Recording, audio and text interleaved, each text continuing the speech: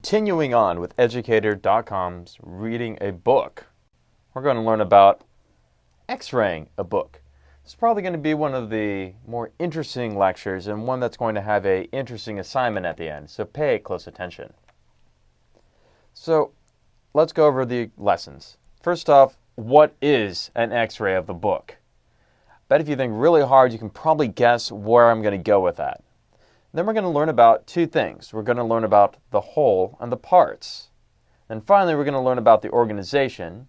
And then when we put it all together, we understand the unity of a book. What is an X-ray? Here it is, right here. This is a skeleton of a written essay, a 5-paragraph essay that you are already familiar with. So, we have the introduction, which contains the thesis.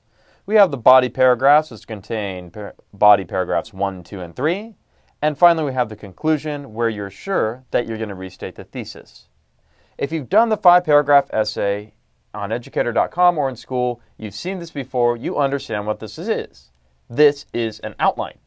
An outline is a skeleton of a book. Now, a book's skeleton is much more complicated than a 5-paragraph essay, which is why we're going to be going over this a lot more slowly to understand exactly how we can put this all together. So, when we're looking at the skeleton of a book, we have to answer a couple questions first. So, first off, we need to know what is the book about as a whole. And then we have to understand what are the particular parts of a book. And then we have to understand how are these parts organized into the whole.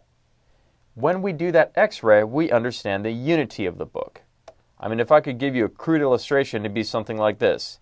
Here's the whole, and then we're going to divide that into parts, and then we're going to discover how each of these parts relate to each other, and how they're organized, and why they're presented in such a way. If you get that, you understand what the unity of a book is, and you can kind of, well, understand a book better from there.